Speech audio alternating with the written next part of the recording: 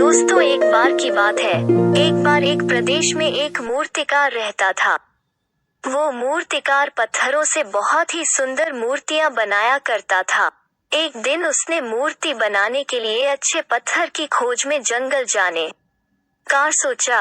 उसके अगले ही दिन वो मूर्तिकार अपने मूर्ति बनाने के औजारों के बक्से के साथ जंगल की ओर निकल पड़ा। जब वो जंगल के मध्य भाग में पहुंचा तो उसने एक पेड़ के नीचे एक बड़े सुंदर पत्थर को देखा। मूर्तिकार को वो पत्थर मूर्ति बनाने के लिए सही लगा। उसके बाद मूर्तिकार ने अपने औजारों को बक्से से निकाल लिया और उसने उस पत्थर के ऊपर औजारों से ठोक ठोक कर मूर्ति बनाना शुरू किया। जैसे ही मूर्तिकार ने उस पत्थर पर ठोकना शुरू किया, वो पत्थर जोर जोर से चिल्लाने लगा और वो बोलने लगा, ठोकना बंद करो, मुझे बहुत ही दर्द हो रहा है। यह देखकर मूर्तिकार रुक गया और उस पत्थर से मूर्ति बनाए बिना दूसरे पत्थर की खोज में आगे निकल पड़ा। कुछ दूर जाने के बाद मूर्तिकार ने दोबारा एक सुंदर पत्थर को देखा। पत्थर को देखने के बाद दोबारा मूर्तिकार ने अपने औजारों का बक्सा खोला, औजार निकाले और उस पत्थर पर भी ठोक ठोक कर मूर्ति बनाना शुरू किया। जैसे ही उस मूर्तिकार ने मूर्ति बनाना शुरू किया, उस पत्थर को भी दर्द हुआ, परंतु उसने उस दर्द को सह लिया और वो मूर्तिकार एक सुंदर भगवान की मूर्ति बनाने में सफल हुआ। मूर्ति बनाते बनाते रात हो चुकी थी, इसलिए मूर्तिकार पास के एक गांव में रात गुजारने के लिए चला गया। जब सुबह हुई तो उसने देखा कि वहां एक सुंदर सा देवी माँ का मंदिर बनाया गया है और मंदिर के बाहर बहुत सारे लोग बातचीत कर रहे हैं। तभी वो मूर्तिकार उस गांव के एक व्यक्ति से पूछता है, क्यों भाई मंदिर के बाहर इतना भीड़ क्यों है?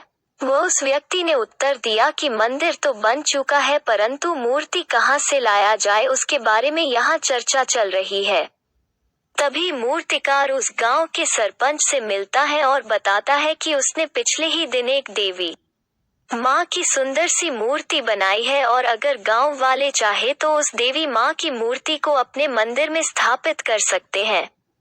सरपंच और गांव वाले मूर्तिकार की बात से बहुत ही खुश हुए और उन्होंने जंगल से उस मूर्ति को लाकर अपने गांव के मंदिर में स्थापित किया।